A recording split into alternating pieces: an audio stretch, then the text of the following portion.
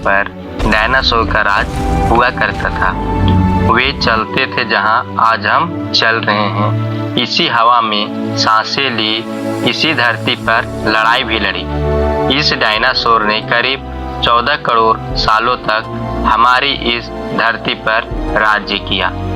इन dinosaur की कई हजार प्रजातियां थी। इनमें से कुछ शाकाहारी थे, कुछ मांसाहारी थे, तो कुछ डायनासोर बहुत शांत स्वभाव के थे। वहीं कुछ डायनासोर हिंसक और खतरनाक। ये उस समय के सबसे सफल जीव माने जाते थे।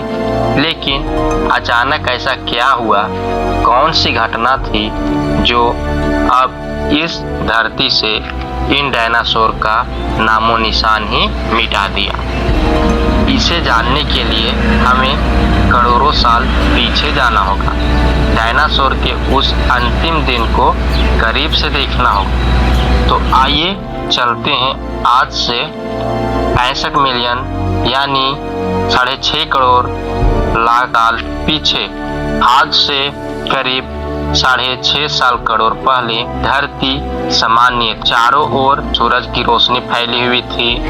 लंबे लंबे पेड़ों से टकराती समुद्र की लहरें और ठंडी हवाएं और चारों तरफ डायनासोर के चिल्लाने और चिहाड़ने की आवाज।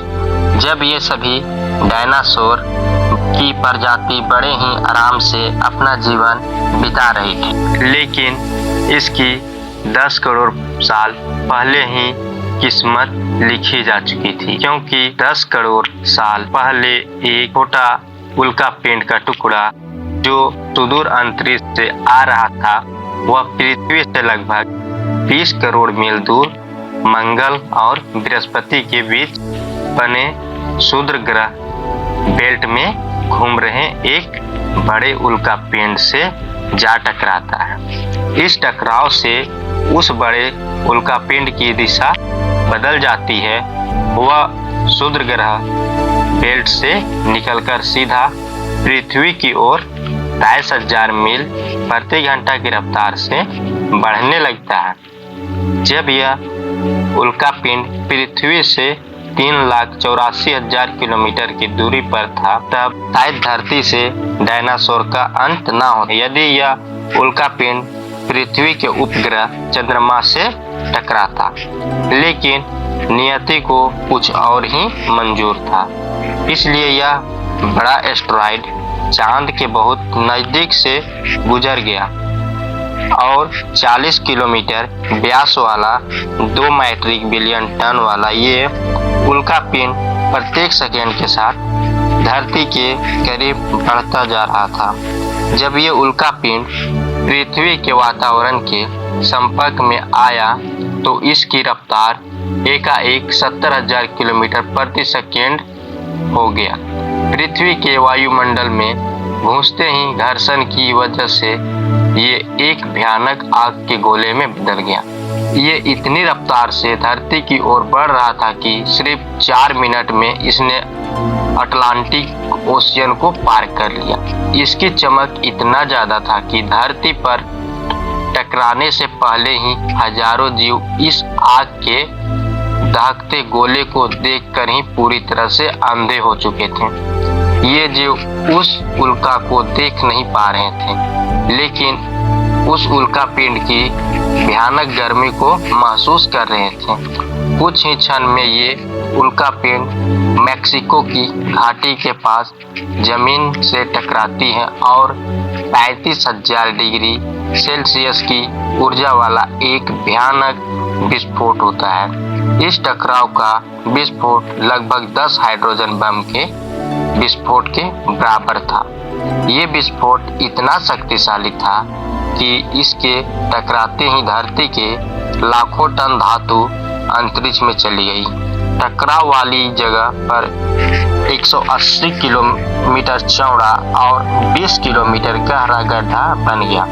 विस्फोट के कारण इस गड्ढे का सारा मेटल और पत्थर आसमान में धूल के बड़े बादल में बदल गए। 16 मिनट 40 सेकंड के बाद जमीन टकराव की वजह से धरती के अंदर चारों ओर 11.3 की तीव्रता की भूकंपीय तरंग उठने लगी। इस वजह से समुद्र में विशालकाय लहरों का निर्माण हुआ। एक के बाद एक सुनामी की लहरें चारों ओर बहने लगी। भूकंपीय तरंगों ने सभी सक्रिय ज्वालामुखी को दहका दिया। उसके कारण जगह जगह पर डायनासोर का विनाश शुरू हो गया। धरती के महाविनाश की प्रक्रिया आरंभ हो चुकी थी। इस भयानक विस्फोट में रेडिएशन की मात्रा इतना बढ़ गया कि इसके 800 किलोमीटर के दायरे में आने वाले इस सभी जीव जलकर पूरी तरह से राख के ढेर में बदल गए। इस महाविनाश में उड़ने वाले डायनासोर इन खतरों से तो बच निकले। बोला जाता है यह तो पृथ्वी की महाप्रलय की शुरुआत मात्र था। विस्फोट की वजह से जो लाखों टन मेटल, पत्थर, धूल अंतरिक्ष में गया था वह ग्रेविटेशनल फोर्स के कारण ठीक 40 मिनट बाद आग के गोले के रूप में पूरी धरती पर बरसने लगी। साथ ही धूल का तूफान 6000 किलोमीटर प्रति घंटा की रफ्तार से पृथ्वी की दूसरी तरफ से मौत लेकर के आ रहा था। ये धूल के बादल कई किलोमीटर मोटे थे। इसकी वजह से धरती पर सूरज की रोशनी का पहुंच पाना असंभव हो गया था। गर्म हवा का तापमान 100 डिग्री सेल्सियस से ज्यादा हो जाने के कारण धरती पर पेड़ पौधे की लगभग सारी आबादी जलकर खाक हो गई। विस्फोट के 90 मिनट बाद धरती का तापमान 200 सेल्सियस तक बढ़ गया। इसकी वजह से जो डायनासोर विस्फोट के इलाके से कोसों मील दूर थे वे भी इस गर्मी से बच नहीं पाए।